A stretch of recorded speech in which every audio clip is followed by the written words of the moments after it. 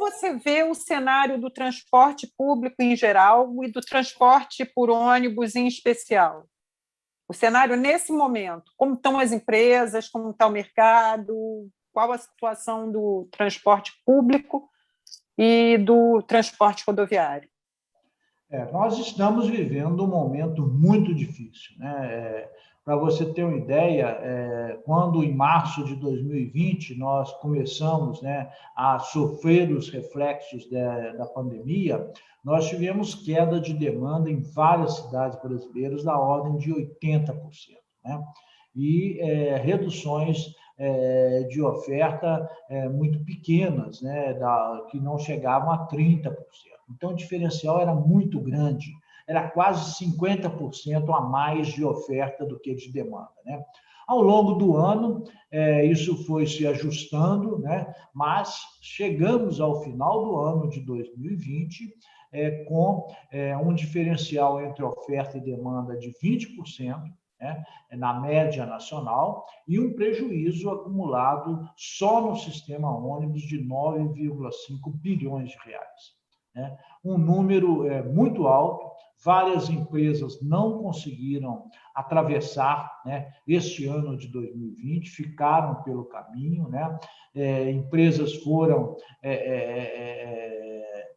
de alguma forma, tomadas pelo poder concedente. Foi um caso grande em Salvador, onde uma empresa de quase 800 ônibus, né, sofreu intervenção da prefeitura por total falta de condições financeiras de operar.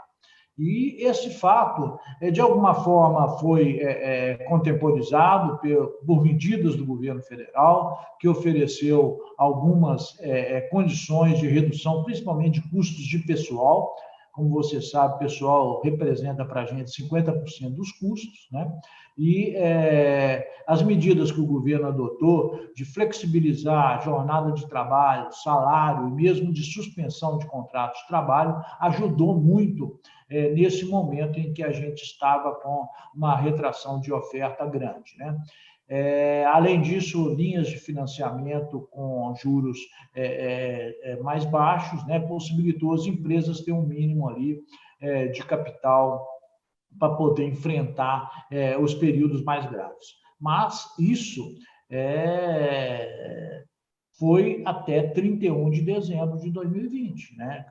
Infelizmente, o Brasil terminou com o estado de calamidade pública antes do momento adequado, visto que, naquele momento, ainda em dezembro, né, apesar de já ter sinais de arrefecimento da pandemia, né, ninguém acreditava que ela fosse voltar com a força que voltou, né?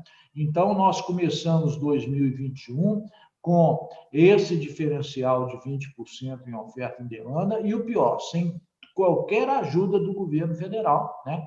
Nós conseguimos aprovar no final do ano de 2020, no Congresso Nacional, uma ajuda para o setor de 4 bilhões de reais, não só para o setor ônibus, mas o metro ferroviário também, e, infelizmente, o presidente Jair Bolsonaro vetou essa ajuda que foi aprovada pelo Congresso Nacional. Com isso, foi pelo todo um trabalho de convencimento das dificuldades que nós estávamos passando e entramos em 2021 sem nenhum auxílio e com essas medidas de ajuda do governo federal também suspensas, né? Então, é uma situação muito preocupante. Nós estamos, para você ter uma ideia, só durante o mês de janeiro, nós tivemos 28 greves em capitais brasileiras, por falta de condições das empresas de pagarem salário dos seus empregados, né? E esse agravamento ele só vem crescendo, quer dizer, a cada dia vamos tendo empresas associadas à NTU, né, que levantam o boné e falam, olha, estou fora e não tenho condição mais de operar. Ainda estamos lutando pelo auxílio emergencial, mas temos propostas de médio prazo, que são propostas mais estruturais, Conseguimos abrir um diálogo com o Ministério da Economia e com o Ministério do Desenvolvimento Regional e estamos, nesse momento, discutindo com eles, né, um novo modelo para o setor, né? Um novo modelo de concessão do serviço, um novo modelo de contratação do serviço, que privilegie duas coisas. Primeiro, a sustentabilidade do setor, né? E segundo, a transparência. Nós precisamos de segurança jurídica, nós precisamos de transparência, né? Do contrário, essa atividade, que hoje é uma atividade explorada, na sua grande maioria, por empresas privadas, ela vai simplesmente acabar, né? As empresas não vão ter interesse, né, em participar de um segmento onde você não tem transparência, não tem segurança jurídica e não tem sustentabilidade, né? Então, esse é o momento que nós estamos vivendo, mas com a expectativa ainda de abrir os olhos das nossas autoridades para esses graves problemas que nós estamos enfrentando. Nós vimos, você falou para a gente que muitas empresas não conseguiram atravessar 2020, né? Eu acho que as cidades menores, né, de menor porte, elas sofrem mais, porque normalmente tem só uma empresa operando, e aí é fatal, mas todas as cidades sofreram com isso. Eu ouvi relatos praticamente de norte a sul do Brasil de empresas que fecharam nas diferentes capitais e cidades. Agora, qual o impacto disso? Muitas vezes as pessoas não atentam para isso. Como a atividade do transporte por ônibus, como ela é virtuosa no sentido de mobilizar diferentes setores econômicos. Então, por exemplo, qual o impacto que essa crise com as empresas de ônibus tem na cadeia produtiva, no fabricante de pneus, nas encarroçadoras, nas montadoras? Como está isso? O setor... O Brasil sempre foi um dos mercados mais cobiçados pelas montadoras e encarroçadoras. Temos talvez a maior encarroçadora do mundo, que é a Marco Polo, né, que veio dessa experiência doméstica mesmo, de criar para o Brasil as soluções, né? Como é que ficou a cadeia produtiva? Qual o impacto dessa crise nas empresas de ônibus para a cadeia produtiva? Realmente é um impacto direto, né? Para você ter uma ideia só de mão de obra, né? O setor começou 2020 aí com uma média de 400 mil empregados, né? E ao longo de 2020 nós perdemos 60 mil postos de trabalho. Então, significa 15% da mão de obra do nosso setor, né? Ela foi dispensada e nós estamos hoje trabalhando com uma oferta 20% menor do que aquela que começamos em 2020, né? Então, a rigor, a gente teve uma redução até menor do que a queda da oferta, né?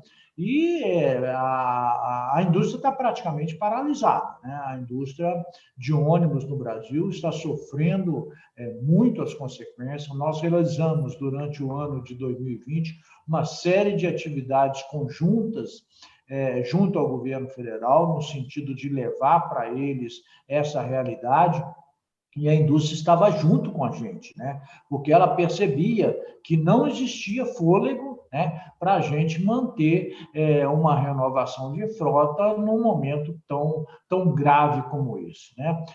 Conseguimos algumas condições especiais nos financiamentos, por exemplo, de suspensão de prestação de financiamento de ônibus, que também acabaram no final de 2020, e não vejo, né, pelo menos no curto prazo, nenhuma condição da gente retomar o processo de renovação da frota do Brasil, com exceções, né? Nós temos cidades brasileiras que têm essa situação resolvida, porque já conseguiram separar tarifa de remuneração de tarifa pública, né? Então, nós temos São Paulo, é uma cidade que mantém a qualidade do seu serviço durante todo o período da pandemia, né? Brasília é uma outra cidade que tem um modelo próximo de São Paulo, remuneração pela produção e com risco de demanda pelo poder público, né? Se a demanda não é atingida, é o poder público que assume esse risco. A região metropolitana de Vitória é outra região que tem uma subvenção bastante significativa do poder público. Então, você tem localidades que estão com a situação resolvida, né, porque já estão no novo modelo de contratação de serviços, que é o que nós estamos agora tentando, de alguma forma, implementar numa política nacional para que todas as cidades brasileiras possam seguir nessa direção, né? De você ter contratos que permitam separar as duas tarifas, né? E garantir uma prestação de serviço independente de variações de demanda que estão fora da capacidade de gestão do operador. Porque o setor sempre, uma das características principais do setor foi a empregabilidade, sempre foi a empregabilidade, né? Então, ouvi você contar para a gente que 60 mil pessoas foram dispensadas, e isso dói no coração. E pensar que, com a indústria parada, pessoas da indústria também, trabalhadores da indústria, operários também foram dispensados nas montadoras, nas encarroçadoras, enfim. Às vezes, falta um pouco de sensibilidade ao gestor para perceber como o transporte público ele está entranhado na sociedade, como ele tem facetas e que estão em contato com diversas outras atividades econômicas e sociais, e que não olhar para o transporte público é descuidar justamente dessas questões sociais, econômicas, enfim, que só amplifica a crise, né? E nós acabamos de começar agora os novos governos municipais, a administração, a legislatura. O que você acha que pode... Eu sei que a sua atuação é principalmente nessa coluna vertebral, que é o Brasil, né, que é o poder federal, tentar ter uma unidade que atravesse todos os estados da federação, mas o que você acredita que, no âmbito do município, legisladores e administradores podem fazer para ajudar as empresas a atravessar essa crise e, ajudando as empresas, ajudar toda a população, ajudar a própria cidade a conseguir sobreviver a essa pandemia para a qual ninguém no mundo estava preparado? Nós temos aí uma grande dificuldade no Brasil, né, porque nosso pacto federativo ele concentra muito poder na União, né, e pouca capacidade de fogo dos municípios, né? E pela nossa Constituição, são os municípios que são o ente federativo responsável pela operação da grande maioria do serviço de transporte urbano. É claro que a gente tem os estados nas regiões metropolitanas e até a União né, nos transportes interestaduais de característica urbana, né, que existem aqui no Brasil. Mas, de qualquer forma, essa dificuldade, né, dos municípios de resolverem por si mesmo todos os problemas do transporte público coletivo acaba limitando, né, aqueles que têm capacidade realmente de fazer, né? Aqueles que eu citei aqui para você agora, né, São Paulo e Brasília têm situações diferentes, né, do restante do Brasil e conseguem avançar nas soluções. Por isso que a gente está insistindo, junto ao governo federal, né, no sentido de estabelecer uma política nacional, né, e, a partir daí, dar força para que os municípios possam implementá-las, né? Algumas medidas já vêm sendo adotadas na medida da possibilidade de cada um, né? Alguns municípios vêm adiantando recurso de compra de vale transporte para que as empresas possam, mas são todas soluções muito pontuais, né? E para resolver um problema emergencial, né? Você vê a própria cidade do Rio de Janeiro, né? Um sistema que perdeu, né, em um tempo muito curto, toda a qualidade que foi implantada por ocasião da Copa do Mundo e das Olimpíadas, né? Então, em poucos anos, a gente perde um investimento maravilhoso que foi feito, né, e que tinha tudo para dar certo. Mas a gente tem trabalhado com a Frente Nacional de Prefeitos, que é a entidade que representa as prefeituras das cidades acima de 80 mil habitantes, né? E tem, na medida do possível, trocado uma série de informações e de ações mesmo integradas, né, para buscar essas soluções. E a gente nota que eles são muito carentes. Eles não conseguem, eles vêm ao governo federal buscar ajuda para poder resolver seus problemas, né?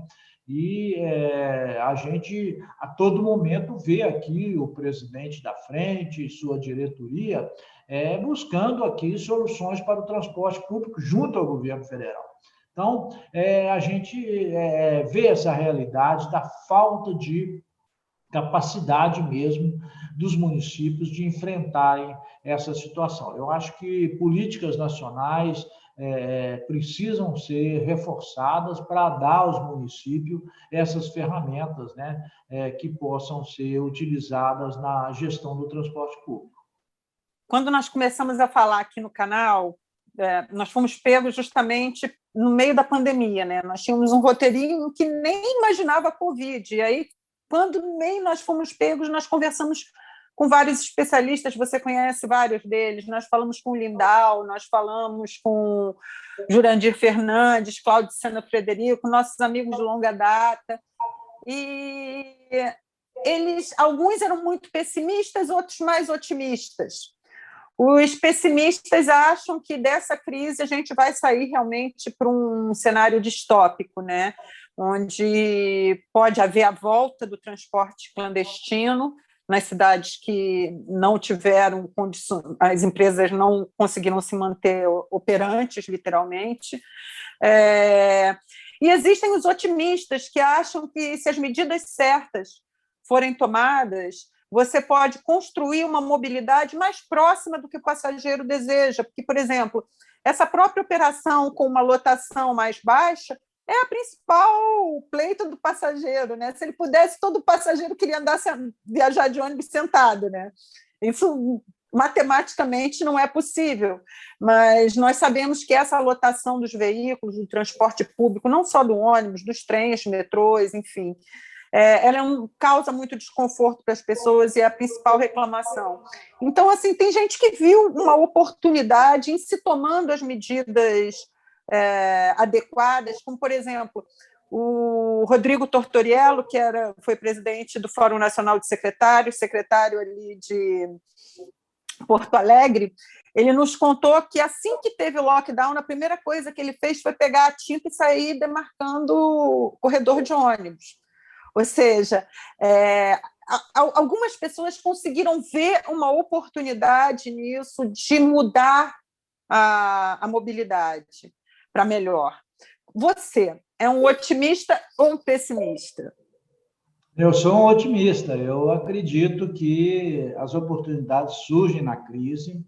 Esse próprio diálogo que eu acabei de citar a você, que a gente conseguiu abrir com o Ministério da Economia, é uma prova disso, de que lá dentro temos encontrado pessoas que compreendem os nossos problemas, que estão imbuídos na solução, e a gente continua acreditando, né, de que vai ter uma solução para o transporte público e ela pode vir dessa crise que nós estamos vivendo. É claro que já estamos pagando o preço da crise, né? Se você pega, por exemplo, o Rio de Janeiro já começa a conviver com um crescimento assustador do transporte clandestino naquelas áreas, né, onde as empresas, por algum problema financeiro, pararam de operar. E isso é uma realidade, quer dizer, os espaços começam a ser ocupados, né, na medida em que eles ficam vazios. Então, nós tivemos que descer ao fundo do poço para buscar uma solução. Eu acho que tem que ser uma solução rápida, porque você sabe, a grande maioria das empresas do nosso setor são empresas médias, né, que não têm um fôlego para aguentar uma crise dessa por muito tempo. Então, a tendência é que a situação piore, né?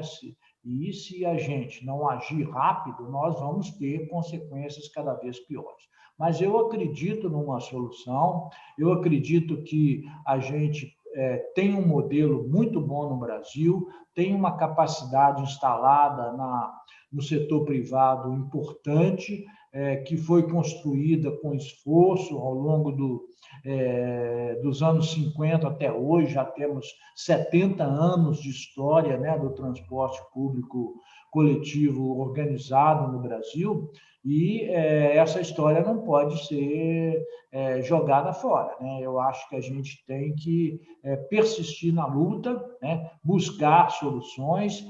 Acredito que hoje o tema tem uma relevância social muito grande, né?